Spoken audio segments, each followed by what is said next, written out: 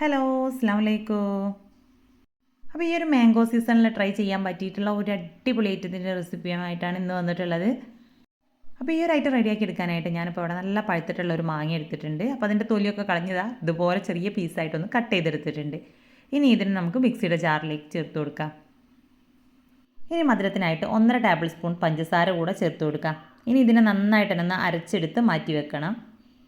അടുത്തതായിട്ടൊരു പോട്ടിലേക്ക് 1/2 litre പാൽ ചേർത്ത് കൊടുത്തിട്ടുണ്ട്. ഇനി ഈ ഒരു പാലിലേക്ക് തന്നെ നമുക്ക് കുറച്ചുകൂടെ പഞ്ചസാര ചേർത്ത് കൊടുക്കാം.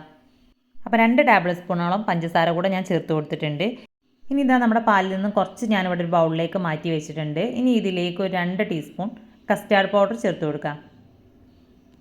ഇനി ഇതിനെ കട്ടയൊന്നും ഇല്ലാതെ നല്ല രീതിയിൽ തന്നെ ഒന്ന് മിക്സ് ചെയ്ത് യോജിപ്പിച്ചിട്ടെടുക്കണം.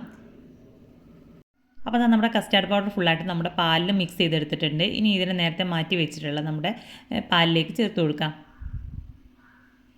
അപ്പോൾ എല്ലാം കൂടെ ചേർത്ത് നല്ല രീതിയിലൊന്ന് മിക്സ് ചെയ്തെടുത്തതിന് ശേഷം ഞാനിപ്പോൾ സ്റ്റവിലേക്ക് വെച്ച് കൊടുത്തിട്ടുണ്ട്.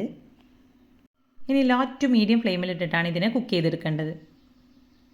അപ്പോൾ അതിലേക്ക് നല്ലൊരു ഫ്ലേവറിനായിട്ട് ഞാനിപ്പോൾ ഇവിടെ കുറച്ച് വാനില എസൻസ് കൂടെ ചേർത്ത് കൊടുക്കുന്നുണ്ട്. അപ്പോൾ അത് ഓപ്ഷനിലാണ് കേട്ടോ, ഇഷ്ടമുണ്ടെങ്കിൽ ചേർത്ത് കൊടുത്താൽ മതി.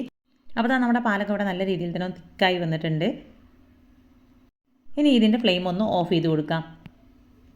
അപ്പോൾ നമ്മുടെ ഈ ഒരു മിക്സിന് ഒരു പകുതിയിലേറെ ചൂട് പോയി കഴിഞ്ഞതിന് ശേഷം മാത്രം നമ്മളിതിലേക്ക് നേരത്തെ റെഡിയാക്കി വെച്ചിട്ടുള്ള ആ ഒരു മാംഗോ പൾപ്പ് ചേർത്ത് കൊടുക്കാം.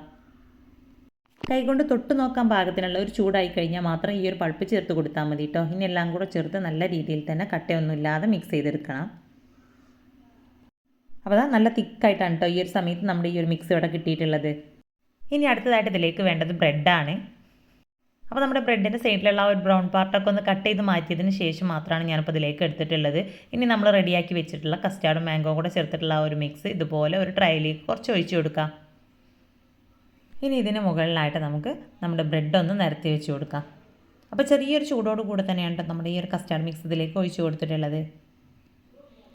അപ്പോൾ ഫസ്റ്റ് ലെയറായിട്ട് ഇതുപോലെ ബ്രെഡ് ഫുള്ളായിട്ടൊന്ന് വെച്ച് കൊടുത്തതിന് ശേഷം ഇതിന് മുകളിലായിട്ട് നമുക്ക് വീണ്ടും കസ്റ്റാർഡിൻ്റെ മിക്സ് ഒഴിച്ച് കൊടുക്കാം. അപ്പോൾ എത്ര ലെയർ വേണമെങ്കിലും നമുക്ക് സെയിം രീതിയിൽ തന്നെ സെറ്റാക്കി എടുക്കാം കേട്ടോ. അപ്പോൾ ഞാനിപ്പോൾ ഇവിടെ 2 ലെയറായിട്ട് മാത്രമാണ് ബ്രെഡ് വെച്ച് കൊടുത്തിട്ടുള്ളൂ.